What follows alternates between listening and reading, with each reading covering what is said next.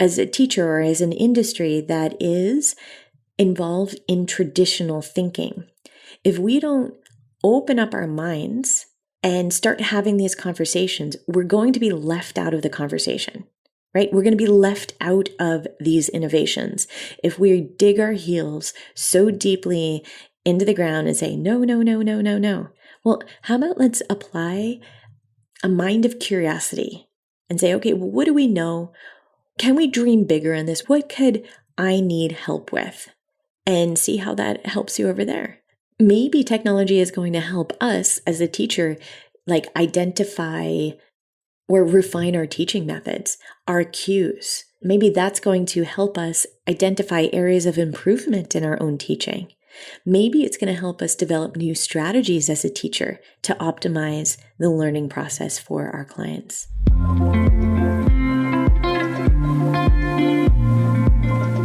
Welcome. Stick around if you want to learn about the art and philosophy of beautiful movement mixed with evidence-based exercise science. We'll be having tough and inspiring conversations with other coaches, experts, artists, and athletes. Our goal is to challenge myths, explore concepts, and engage in healthy debate as we dive deep with intrigue and curiosity. I'm your host, Hannah Deutscher. I've been teaching dance, Pilates, and yoga for over 2 decades. And what I've learned is that movement can be the joy that integrates us all together. When we can trust and express ourselves through our bodies, we are unlimited in our ability to change ourselves and our communities for the better. We, as movement teachers and coaches, have the power to help people experience this for themselves. Okay, everyone, let's dive in. Exchanging ideas and changing people's lives one session at a time. This is the Pilates Exchange. Hello and welcome back to the Pilates Exchange. Today we're going to go just explore some things that have been popping up in the entire world and see how it applies to Pilates and our teaching. And that is, dun dun dun, AI and technology. I think a lot of you guys are screaming, that doesn't belong, it's not what Mr. Pilates wanted, and all those things. And I totally get it. Like, I understand that there are going to be some hurdles that we need to, we definitely need to hurdle, literally, not literally, but we do need to talk about the elephant in the room because technology and AI has been catching up. It's all around us. And I'd like to just sort of talk about what that is. We do have some guests in the next couple podcasts. Our next episodes are going to feature some guests that are more in this AI digital technology world. So I think they're going to bring some interesting perspectives as we go into that. But let's start with what is technology? And we'll turn to Oxford for this one. They say it's the application of scientific knowledge for practical purposes, especially in industry. So that makes sense to me. Like technologies are always evolving in every industry, whether it's the development of a new substance, like for example, how plastic was developed. And it could be big and scary at that moment. What is plastic? Oh, it's this miracle thing. It's a crazy. And then it becomes the most awful thing in the world, right? Like plastic, it's everywhere. It's in our oceans. And there's goods and bads with everything. Like if you look at how plastic is now used in the medical world, there's goods and bads with everything that's there. But it's basically what is science developed? What is the knowledge about it? And how can we use it practically? How can we use it to help our everyday lives? And then we have AI. And let's talk about that. Okay. So maybe when we're thinking about in the context of fitness, it's technologies, artificial intelligence, that's it, AI, artificial intelligence. And it refers to technologies that enable machines to mimic human functions, like cognitive functions, like learning, decision-making, problem solving.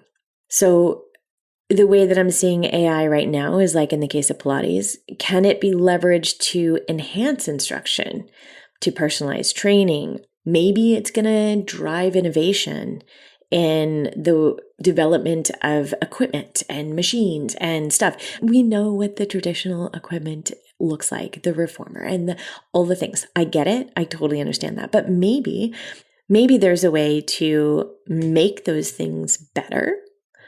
So maybe it's going to be in fitness, like it's already been used.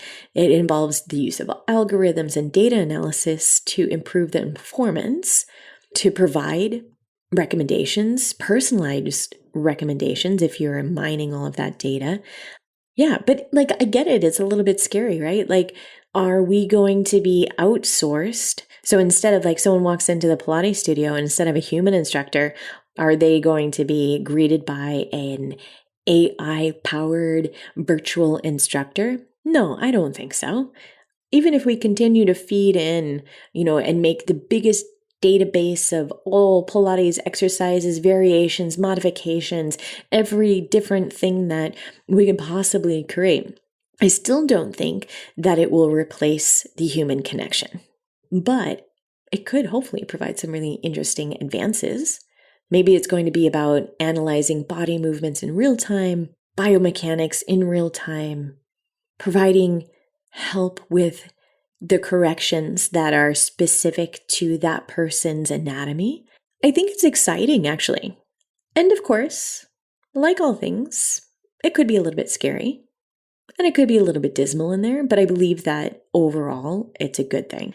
But if we look at just how the fitness industry has evolved since the pandemic till now, how we jumped online and made a digital, not everyone, of course, but many, many of us jumped online and provided connection with our clients and created something that was absolutely beautiful, that brought people together. For some of our clients, that was the only source of contact with people that they had all day, was those Pilates classes and that feedback and the laughter with a group of people, that conversation.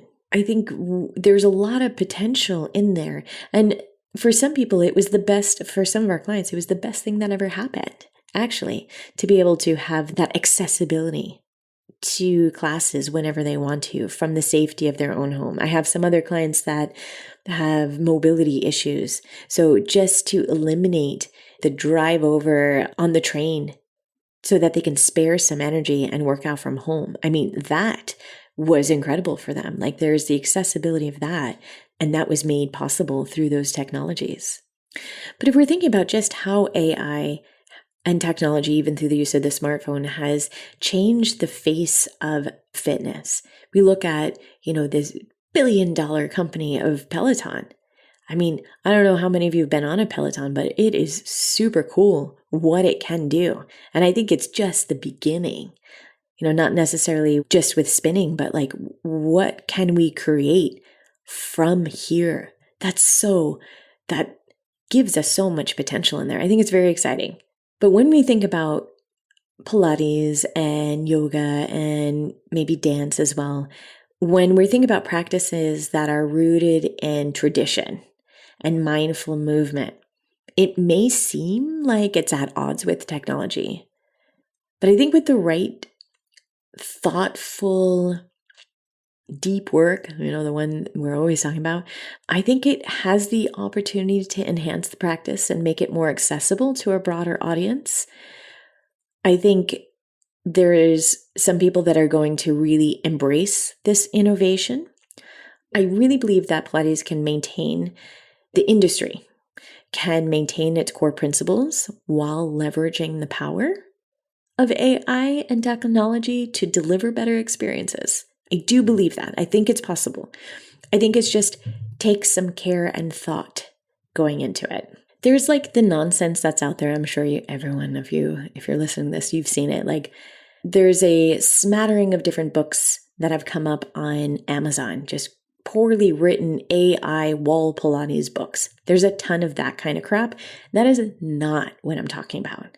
Okay. So people are they're welcome to do whatever they want to see if they could create get a quick buck, a quick euro or a dollar out of that early technology. And that's fine. They could do whatever they want. It's stupid, but everyone's allowed to do it.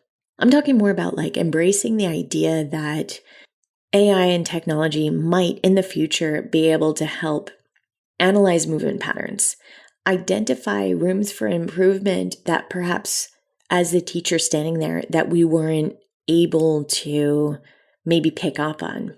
Maybe it's going to help us as the teacher offer real-time feedback. So for the teacher and then also for the student. I bet there's a way that we're going to be combining sensors, technology. I mean, people have already been doing this. It's expensive, right? So this is why we don't get the normal Pilates studio doesn't get this type of technology around. But, they've been analyzing movement patterns with sensors, in the movie industry. They do that. They've been doing it for Olympic athletes or athletes that have, let's say, business-backed athletes. So I'm not going to name some of the businesses, but you could think of these very, very wealthy companies that are invested into different sports. So they have sensor technology that they've been using. And I bet that as that continues to develop, it'll be more affordable for us. There'll be better innovations that help us as just the normal person. And I bet that as that continues to unroll, it's going to help people. It depends on how we show up to the conversation. But I think that we can use that information to help us in the future. But the thing is, as a teacher or as an industry that is involved in traditional thinking, if we don't open up our minds and start having these conversations, we're going to be left out of the conversation, right? We're going to be left out of these innovations. If we dig our heels so deeply into the ground and say, no, no, no, no, no, no. Well, how about let's apply a mind of curiosity and say, okay, well, what do we know? Can we dream bigger on this? What could I need help with? And see how that helps you over there. Maybe technology is going to help us as a teacher, identify or refine our teaching methods, our cues. Maybe that's going to help us identify areas of improvement in our own teaching. Maybe it's going to help us develop new strategies as a teacher to optimize the learning process for our clients. When I started teaching, I felt underprepared and overwhelmed. I needed to learn how to plan my training so that it made sense, but I wasn't sure what was working and what wasn't. So many teacher training programs leave out the actual art and business of teaching. This is why we created Train the Trainers. Train the Trainers is designed to give you the tools you need to create a powerful learning environment for your students. Gain access to the vault of our collected knowledge where you can learn everything we have to teach you, whether you are a freelance teacher or a studio owner. Get constructive feedback on your teaching with actionable tools you can apply immediately. We can't wait to be part of your teaching journey and to help you grow in your business. Welcome to Train the Trainers. These algorithms learn. We could generate customized workouts for specific goals. They can address unique needs within that. I think that's really fascinating. The more information that we give, the better it learns, and then the more it grows with us. And so that we can ensure that those workouts align with people's abilities and preferences. I think that AI probably does a better way of tracking people's progress over time. Maybe it's going to do better with tracking factors like strength, endurance, flexibility. I bet we can develop systems then that gradually adapt the training system so that we can increase intensity. We can increase the complexity of the challenges, of the exercises. I don't know if AI would be able to provide the same guidance and motivation as a trainer could. But the voice recognition stuff, it's getting more and more human as we go. But the thing is that it's getting more and more human, right? I don't think we're going to replace the human in it, right? I know that we all need that connection.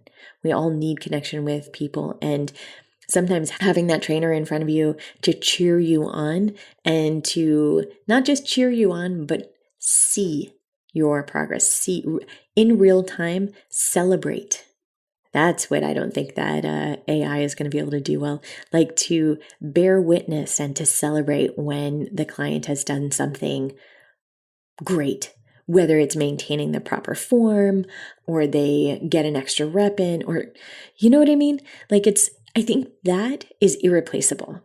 I bet that there are going to be like smart Pilates equipment that's going to be utilizing sensors and tracking systems and providing real-time feedback. Whether it's right now, I think that most of the things right now, I could be wrong. I haven't done my research on this, but I think most of the new Pilates equipment that is involved with technology is more like, here's a screen. It's sort of like what we do with Zoom anyways, like, here's a screen, follow me, do this, do that. I don't think at this point it offers changing resistance like what Peloton does. But maybe that's coming up. I'm sure someone's out there working on it. And then I know for the traditionalists out there, why don't do it? It's not Pilates. Yeah, or not, like, I don't know. I think these questions, if we're always thinking in this right, wrong, black, white, binary sort of thing, I think we're missing out. And that's what I was saying before. It's like you refuse to partake in the conversation. And these exchanging ideas is just important for the evolution of Pilates. And I don't mean just Pilates like, this is the 100. No, this is the 100. Like footwork is supposed to be like, I think those types of conversations are petty. I think we need to jump into this conversation about AI and technology. Like, how is it going to change our businesses? How is it going to change our livelihood? And start understanding that there is great potential. And you, the listener, you get to decide how you're going to implement some of these things. And if we just say, oh, it's so scary, I don't want it, then you don't have the opportunity to learn with it.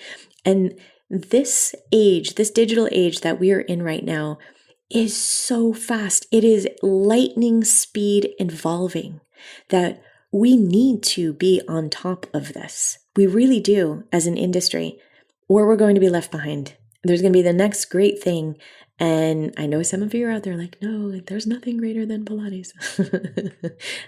Right. But if no one is coming into your studio because the next great thing has already happened, because it's too old fashioned, then, that's too bad for you. It is our responsibility to be at least curious. You don't have to implement everything. You don't. But to be curious about how these smart devices are working. Be curious about how these algorithms work. Even if you're out there, well, I don't want to do any of that, but you're still searching on YouTube for some extra ideas for your next class. Well, you're using the algorithm. You're already in the digital age.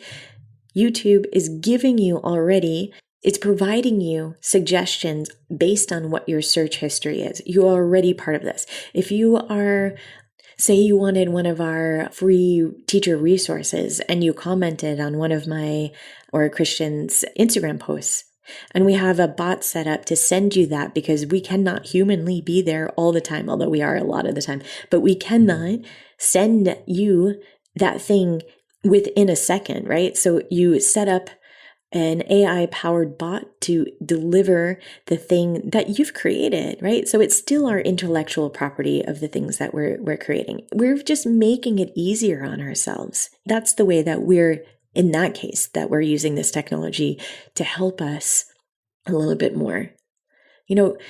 I do know some teachers that create their class plans just through ChatGPT. Okay, maybe that's not what I would do, but if, like that person is down on time and that's what they want to do and that makes them breathe a little bit easier, and okay, we can't forbid that, right? And although I haven't really looked into, say, what ChatGPT can do, I still don't think that it replaces that IP. It replaces that intellectual property, that deep, deep thinking that we should be doing. about how do we serve our clients better? How do we coach better? How do we, all those types of things are uniquely yours. They're authentically yours based on your life experience up to this point, and you'll continue to grow into that. So as long as you are continually evolving or staying authentic to what your values are, then that's not replaceable. You don't need to worry about that.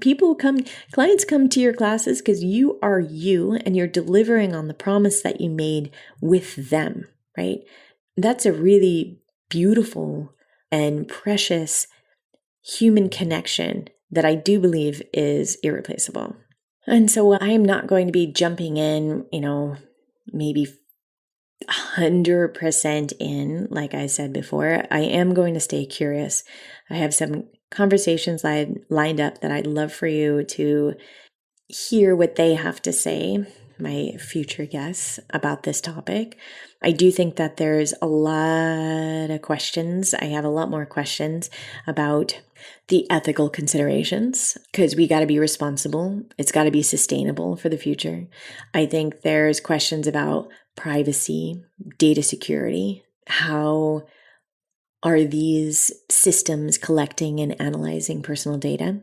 I do think that stakeholders have to prioritize the protection of sensitive information. That makes me a little bit scared. I don't know how robust these security measures are, but that's a whole nother thing. I think there's also the issue of accessibility. I think that right now there's huge biases in data collection. So I don't know, how balanced it is of the data from all abilities, all backgrounds, all identities. So if you take an account of that, the information that you are getting back from it, is it truly accessible? I don't know. And what part of this newness are we going to embrace? What are we deciding to preserve of the essence of our, beloved fitness practice of Pilates? I think it's good to decide, okay, these are the things that make Pilates, and these are the principles that I'd like to adhere to, and this is the tradition that I lean into, okay? So that they become your core identity, your core values in what you are giving, but still allowing room for innovation and change within them. I don't know. But I do think that there is a lot of room for us dreamers and innovators and creators to be curious, to be open, to have a little fun. It's not all scary. And see where it can help us as teachers, where can it help our clients, and where can it help us in our businesses. So my friends, those are my deep thoughts about AI, the digital world, and technology for today. That might change tomorrow, of course. I'm wishing you happy teaching. Get in touch on email, on Instagram, however you want to reach me. I'd love to hear your thoughts. Thank you so much for joining us today. I hope you enjoyed the conversation. A great cost-free way of supporting us and the podcast would be to give us a 5-star rating. You could also look down into the show notes and grab any one of the free resources for teachers. I hope to see you next week on the Pilates Exchange. Happy teaching, everyone.